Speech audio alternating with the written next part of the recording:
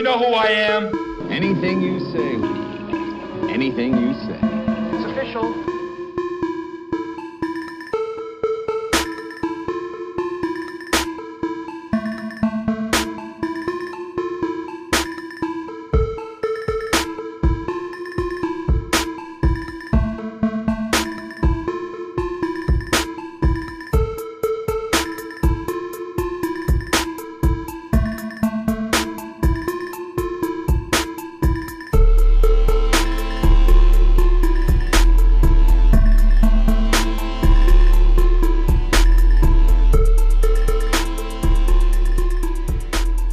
What's up, YouTube? It's your boy Thomas back again with another rendition of Truth Be Told.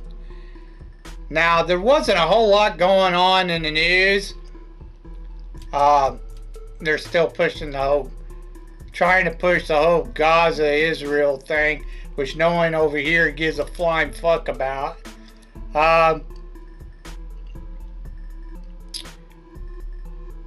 All the Trump trials are pretty much squashed now. They've screwed all that up. Let's see, what else? Oh, the debate. There's going to be a debate between Biden and Trump. Woohoo. I mean, but they set so many rules for Trump to be able to debate him. Like, they want to baby and coddle Biden so bad. It's just ridiculous. Anyway, that's all that I saw that was really big going on. Let's get on to what I want to talk to you about this week. So I just got done watching the new movie, Kingdom of the Planet of the Apes. Now, I've seen all the ape movies, even the older ones. And the older ones are really good. I was really excited when they had the one with Mark Wahlberg. I mean, I thought it was pretty good. But for whatever reason, they canceled that shit. I was like, why? That was a good movie. What the fuck? Anyways, then they decided to do a whole nother reboot with a whole nother trilogy, and they kind of like changed the whole story for the most part. Alright, now it's a virus, because once it mixed with the apes, it became a virus and wiped out most of the humans. I just, come on. Anyways, I liked it was okay. The trilogy with James Franco, it was okay. It wasn't bad, but at the same time, it kind of pissed me off. They changed the whole story, because the original story was 10 times better. Now with this one, they change it again. This isn't really a reboot. It's kind of a continuation, but also like a soft reboot. It's supposed to take place, like, I don't know, many, many years later after Caesar dies.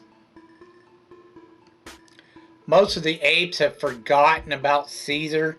Some of them still remember him, but most of them are forgotten. The humans don't remember him at all.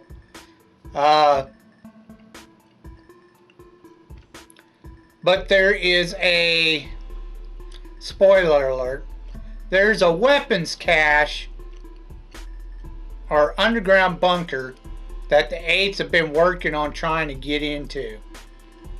Well, these apes, for whatever reason, they go kill the main characters. Well, they don't kill them all, but they kill a vast majority of the main characters' so-called clan. apes are living in clans now in certain areas. across the world. And they go kill this one guy's clan called Noah. Anyways, well, they don't kill them all. But they kill a bunch of them, capture a bunch of them for like slave labor or some shit. Anyways, they've been hunting this girl, this human who, a lot of the humans that are on the surface cannot speak. They've reverted back to being like animalistic, and they run in packs or herds. But she's part of a group of humans that can still speak, and there's more than one of them. You later find out. Anyways, her job is she needed to go to this and stop these apes from trying to get the technology from this bunker or whatever.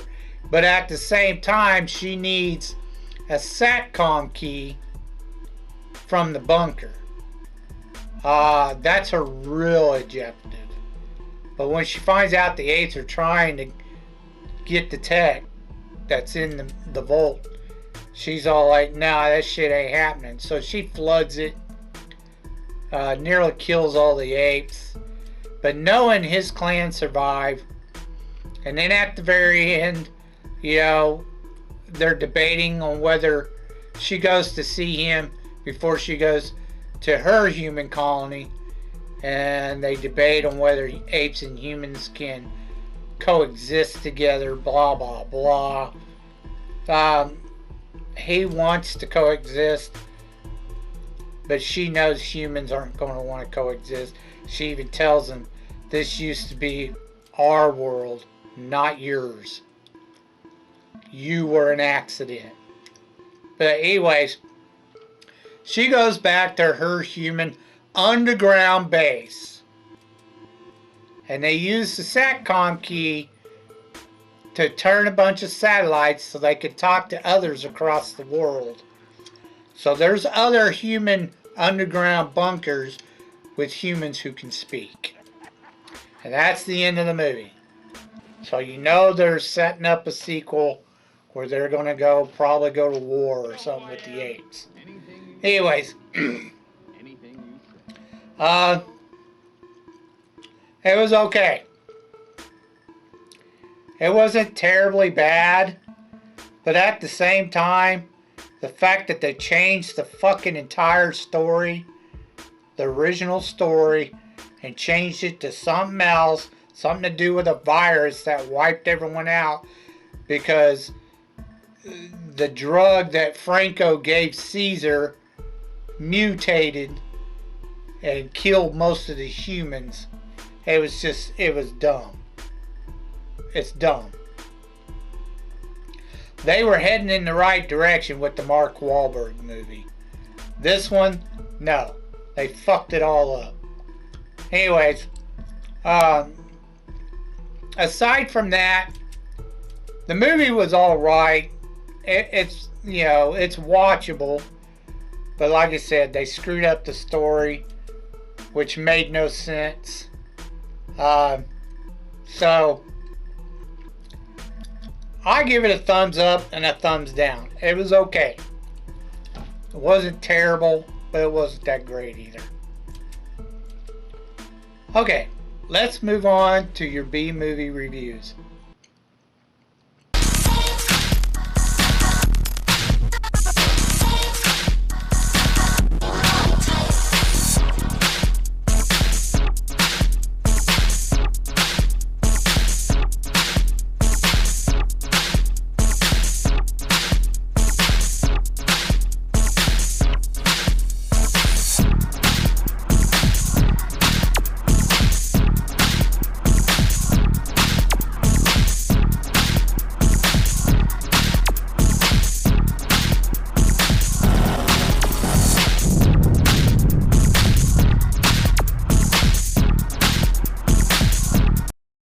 So this week, Movieholics, is Fantasy Week.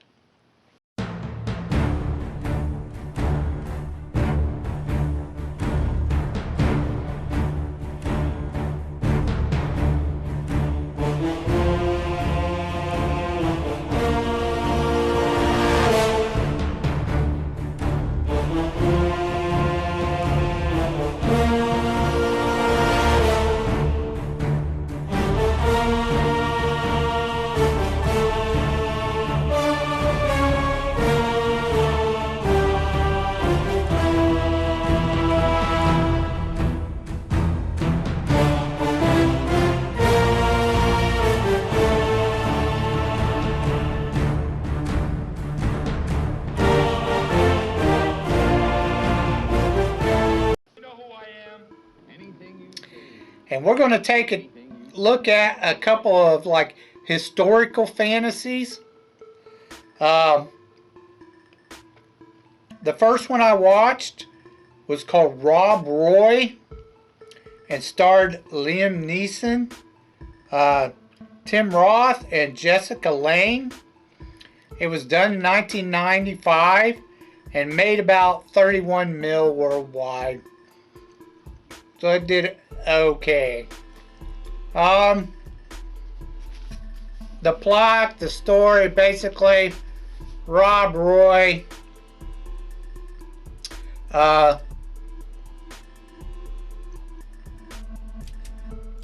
he's like the sheriff of his clan or some shit, and he protects the citizens and helps the lord of the property or whatever, you know, who's the rich guy.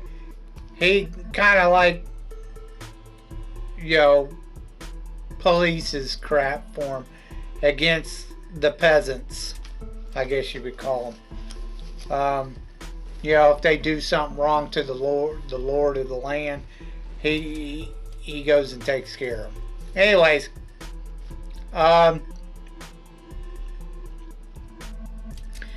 he wants to borrow some money from the lord of the land.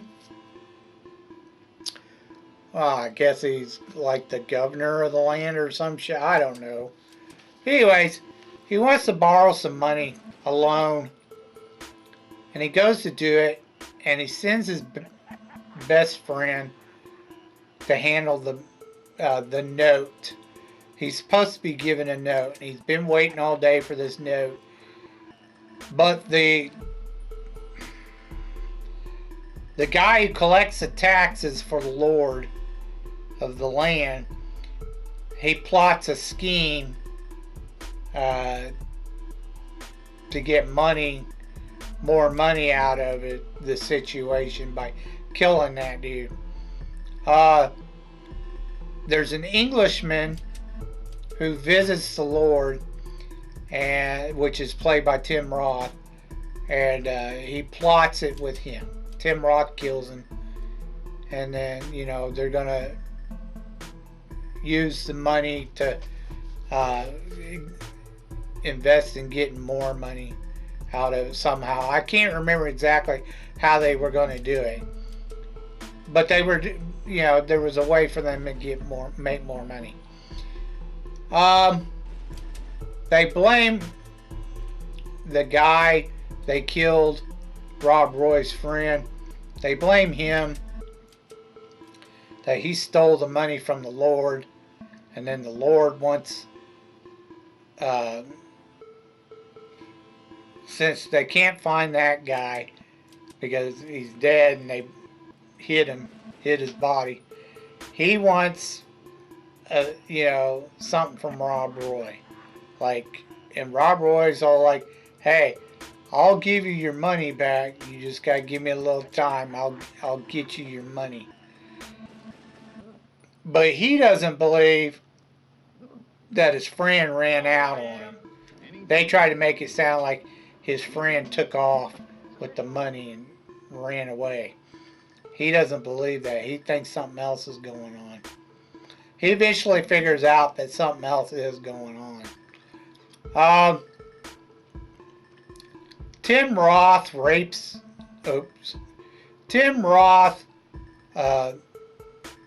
violates his wife. He sets up, with the Duke's help, there's a Duke that the Lord and the Duke is the whole time going at it. Anyways, with the Duke's help, he sets up a fight with Tim Roth's character. Towards the end, they have this fight, and it settles his debt with the Lord. And that's the end of the movie. You know, he wins the fight and goes home to his wife and kids. That's the end of the movie. It was okay. I don't know, I just found it kind of meh. And what the fuck was with the Pansy Act by Tim Roth? I like Tim Roth as an actor, but my gosh, he was terrible in this movie. He kept doing this thing like, I was just, what the fuck, dude? You're acting really weird. Anyways, it was okay. I give it a thumbs up, thumbs down. It was worth a one-time watch. Let's get on to your next one. The next one I watched was, of course, Disney's Three Musketeers from 1993. It made about 60 million worldwide. You know, it had Rebecca De Mornay in it. You know, Charlie Sheen, Kiefer Sutherland, Oliver Platt, Chris O'Donnell, Tim Curry. So you had a lot of stars in this movie. And of course, it's the classic tale, the Three Musketeers. You know, how they saved the king from an assassination from the cardinal. And that's pretty much the whole plot of the movie. They're going around trying to stop that assassination. Rebecca plays the spy who's the cardinal, played by Tim Curry, sends to, you know, try to strike a deal with Buckingham, which is an English Duke Buckingham, or I think it's Buckingham, but I can't remember. But that's the whole plot of the movie. They go in, they're the last, they disband all the Musketeers. They're the last three. Chris O'Donnell plays